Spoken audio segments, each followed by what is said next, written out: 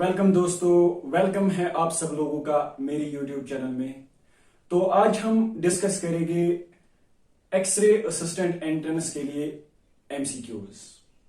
तो चलिए स्टार्ट करते हैं अपने एमसीक्यूज। तो पहला एमसीक्यू क्या है आज का? The system of rotating anode is made of. जो रोटेटिंग एनोड होता है उसका सिस्टम किसका बना होता है? तो ऑप्शंस देखते हैं क्या क्या है। टंगस्टन, मॉलिब्डेनम, कॉपर, निकल। तो मैंने प्रीवियस वीडियो लेक्चर में आपको पढ़ाया है रोटेटिंग एनोड एक्सरे ट्यूब। तो उसमें मैंने बोला कि जो एनोड सिस्टम होता है रोटेटिंग एनोड का, वो किसका बना होता है? Molybdenum. So it is correct option is B. हाँ, तो चलिए देखते हैं क्वेश्चन नंबर 2। क्वेश्चन नंबर 2 क्या है? The atomic number of tungsten is. Tungsten का एटॉमिक नंबर क्या होता है? तो ऑप्शंस क्या क्या है? 64, 74, 84 एंड 94।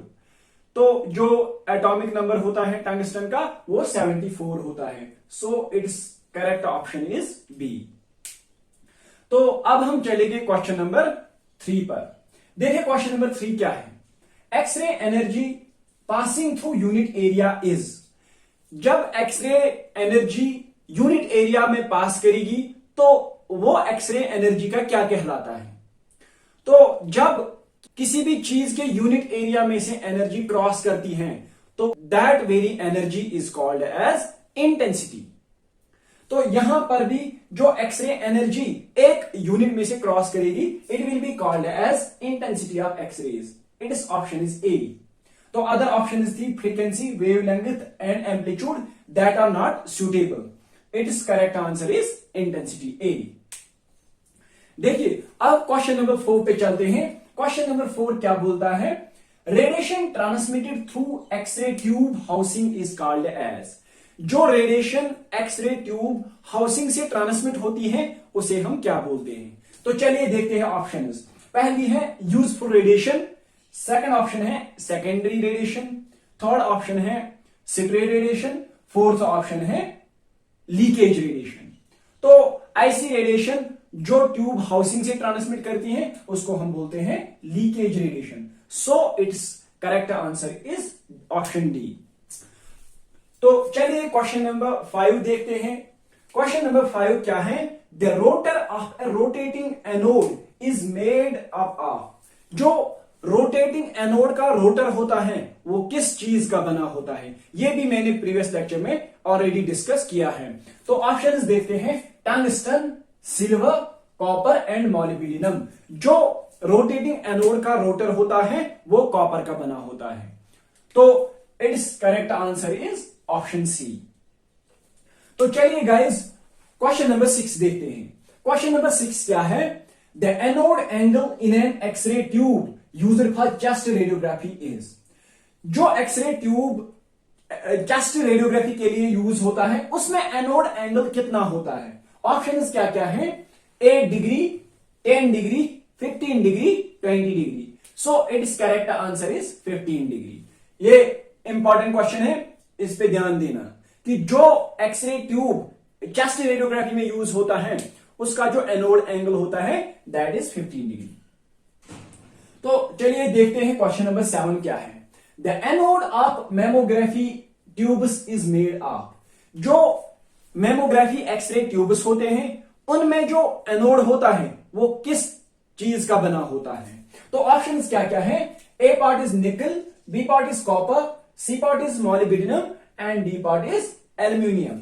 सो जो मेमोग्राफी ट्यूब्स का टारगेट होता है, एनोड होता है, वो मॉलिब्डेनम का बना होता है। It's right answer is option C. तो चलिए दोस्तों क्वेश्चन नंबर 8 देखते हैं। क्वेश्चन नंबर 8 क्या है? Speed of x ray beam in vacuum is. X ray beam की स्पीड वैक्यूम में कितनी होती है? तो ये भी मैंने ऑलरेडी आपसे डिस्कस किया है प्रॉपर्टीज ऑफ एक्सरेज में कि जो एक्सरे बीम होती है वो लाइट के स्पीड से चलती है वैक्यूम में। तो अगर हम देखेंगे कि जो लाइट होती है उसकी स्पीड क्या होती है? 3 × 10⁸। तो चलिए इन ऑप्शंस में देखते हैं।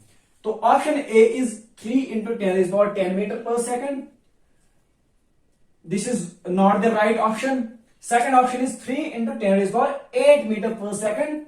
Third is 3 into 10 raised power 20 meter per second. And fourth option is 3 into 10 raised power 15 meter per second. So its right answer is option B, 3 into 10 raised power 8 meter per second.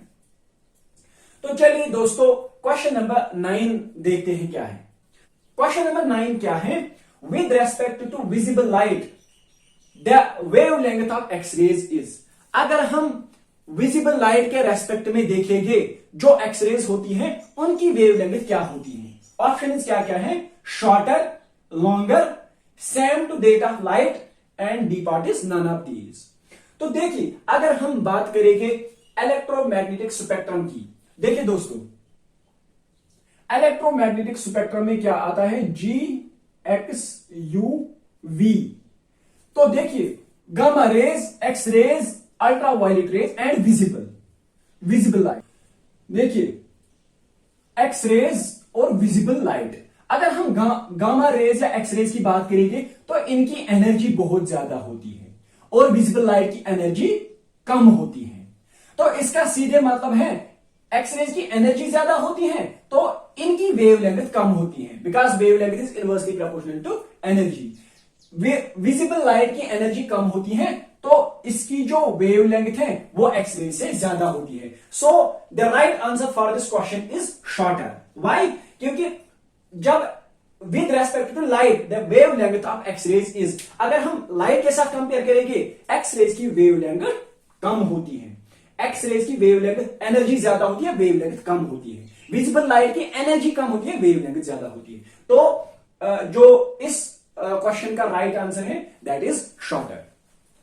I hope कि आज का जो lecture है आपको पसंद आया होगा।